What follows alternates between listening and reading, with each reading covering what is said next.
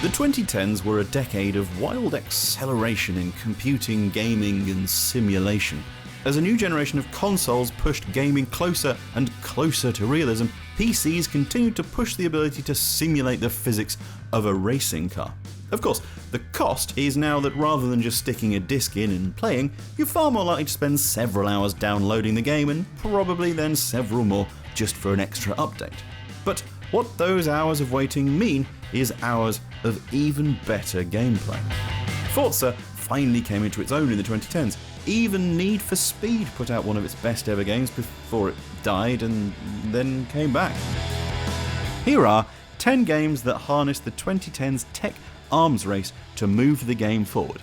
And if you're watching this and you think, oh, loved that, brilliant, remember to hit the like button and subscribe to the channel and hit the bell icon to make sure you see everything from Goodwood Road and Racing.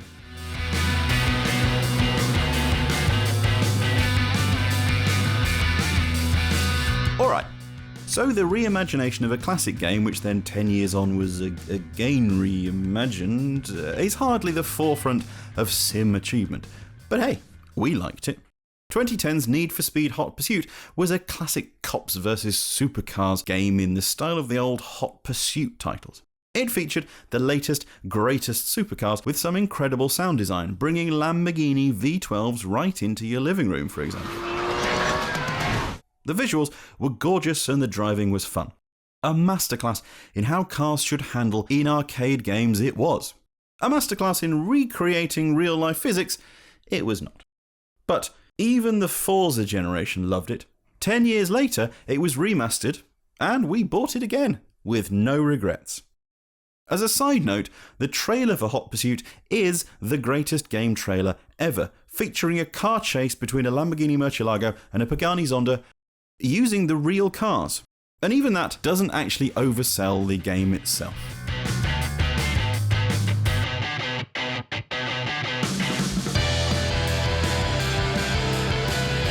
Such was the increased quality of the second motorsport game from Microsoft that Forza Motorsport 3 was, well, it's just a little underwhelming.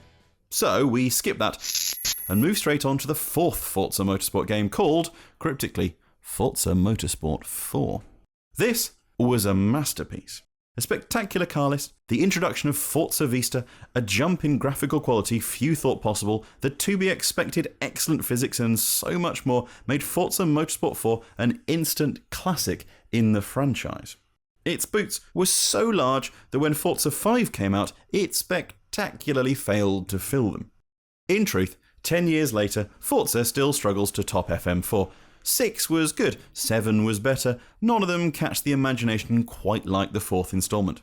That said, we're hoping that the current delay in Turn 10's normal 2-year release schedule is because a major revamp is coming. Forza Motorsport 8 could be the one to top Forza 4. And if you're watching this when that came out, let us know if it is.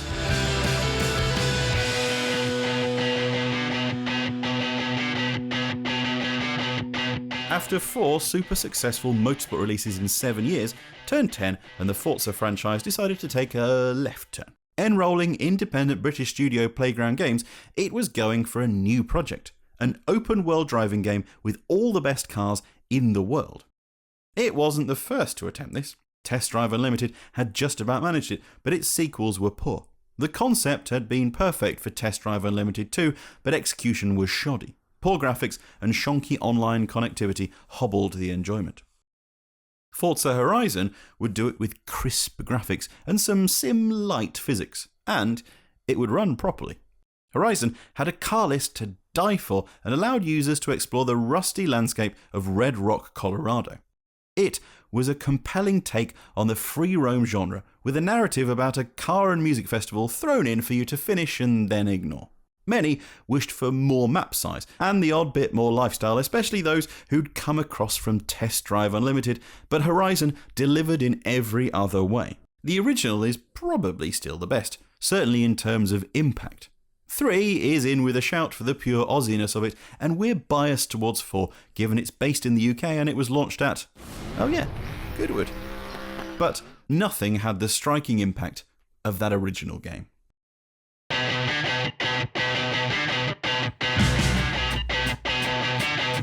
When Test Drive Unlimited died, many of the associated companies went with it. But out of those ashes came the formation of a new gaming studio, Ivory Tower. What this new team began to work on was basically a new version of Test Drive with the lifestyle elements binned and an absolute cringe fest of a storyline added. Ubisoft picked up the project and boom, The Crew was born in 2014. If you ignore the dodgy cop AI and the terrible story, it's actually a soulful tale of a road trip featuring some of the world's greatest cars and the American open road. It was easy to immerse yourself in The Crew. It had a massive map and as many interesting landmarks to see as it had great roads. And when The Crew 2 arrived, it just added more. There were racing cars, boats, planes, and even more road cars, better physics, and more customization. The Crew and Test Drive are a quick lesson to the devs on future Forza Horizon games that photorealistic graphics and sim-ish handling isn't the be-all and end-all of open-world gaming. You do need replay value. 2014 delivered the world one of the greatest simulators of all time. Not that you'd have known it at the time. On release, Assetto Corsa was thin. There was basically nothing to it. But console releases, DLC, and on PC the spectacular modding community have meant that Assetto Corsa would eventually go down as one of the very best. It is still a benchmark game today, especially for those looking for proper driving realism, the kind of physics that shames Forza and Project Cars. In today's version of Assetto Corsa, you can do practically anything, anywhere. Want to line up for a tourist lap of the Nordschleife in a 911 GT3 RS surrounded by other 911 GT3 RSs? Sure. Fancy doing it on a rainy day? We can totally do that. Maybe in a 1960s F1 car instead? Absolutely. Best of all, right now a console version of the Ultimate Edition can be bought for an absolute bargain price, including all of the DLC. Just make sure you have a wheel though. It's not a fun game on a controller. Nope. Before we move on to the next one, we just want to take a moment to thank you for watching this video and to say that if you are enjoying it, please do remember to give it a like and subscribe to the channel so you'll see all the rest of Goodwood's coverage of the sim racing world.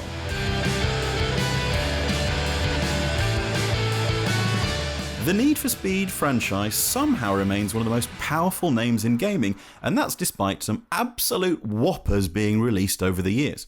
Take the awful Pro Street from 2007, or, well, basically every game bar Hot Pursuit since. The 2015 reboot Need for Speed, though, that was a gem. A big change for the franchise, Need for Speed followed the franchise's first year not releasing a game since 2001, and it was all the better for the break. We were back to street racing, and there was a brand new list of cars to buy and modify or ruin as Need for Speed's fictional version of Los Angeles returned, Ventura Bay. There were even celebrities from the car world in-game, including Magnus Walker, Ken Block, and Akira Nakai. The beauty of Need for Speed was that it managed to tap into the hardcore world of modding while also pleasing anyone who was just there to drive some exotica. You could tune something standard up to a spec or just drive a Diablo GT. A wide-body BRZ could be raced against a Corvette Z06. Of course, being a Need for Speed game, there were some gaping flaws, but it remained a high point for the reputation of Need for Speed that the sequels just seemed to try and trash ever since.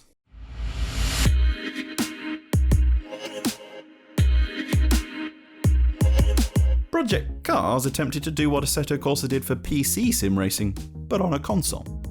But it was the release of Project Cars 2 that properly managed it. The second game sacrificed none of the focus in physics, but graduated to a more mainstream audience, with a raft of rally and road cars added to bring that Forza audience in. It was genuinely challenging for those of us with a wheel, but just about accessible for anyone on a pad. The ace for us was that it pandered also to the wishes of fans of historic motorsport, not just modern. Group C, Group 5 special production, 3-litre sports cars, Formula 1, it had it all in faithfully recreated spec. And then you could drive it on courses that were faithful to the period.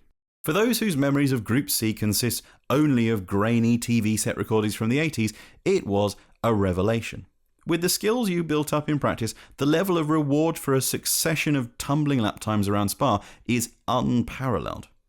All good things must come to an end though, and Project Cars 3 has done as much to tarnish its predecessor's reputation as possible. But we will always remember Project Cars 2 fondly.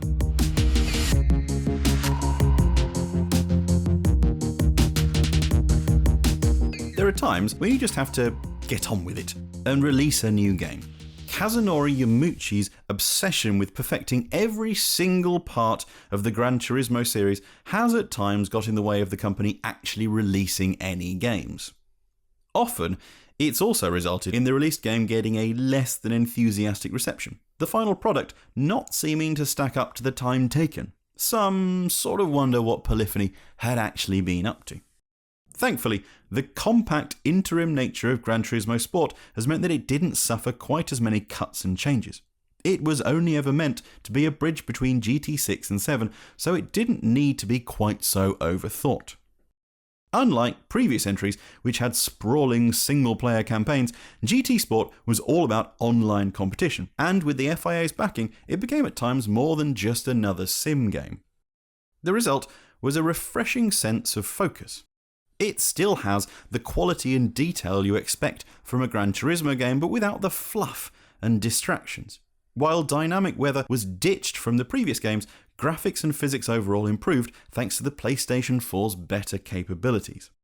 Rather than the expected thousands, GT Sport had just 168 cars on day one.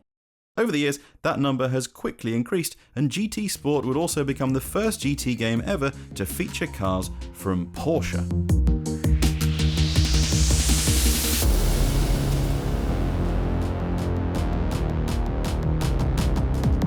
Formula 1 2010, 2011, 2012, 2013, 2014, 2015, 2016, 2017, 2018 and 2019. How many of these games are actually any different from the others? Well, okay, F1 2014 is awful, but the rest follow that FIFA pattern of slightly changing things every year without pissing off the expected audience. F1 2017, though, did it a little differently. Rather than rinse and repeat, it had a significant step change, but on quality and sophistication. The handling suddenly had a more natural feel, and the new R&D tree meant there was more to navigate. It could well be that the addition of classic cars sealed the deal, though. 12 cars from 22 years between 1988 and 2010 covered most of the GRR team's F1 golden age, so we were more than happy to saddle up a McLaren MP44 and battle against a Williams FW14B.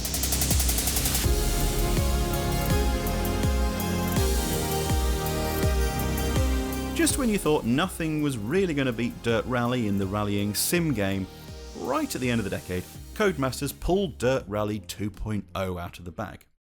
It is, probably, the best racing game Codemasters has ever made, and we are not exaggerating there. Dirt Rally 2.0 is a masterclass in making a rallying game.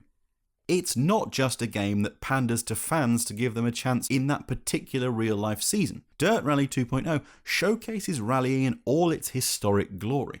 The car list is stunning, covering 6 decades in 50 cars.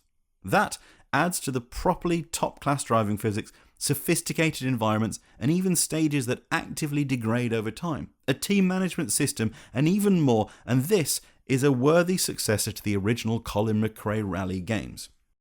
Dirt Rally 2.0 is the one to go for if you're ever looking to just dip your toe gently into the rallying game water, and then you'll probably end up swimming through it for the next several weeks, immersed completely. It might actually be the finest sim of the entire decade.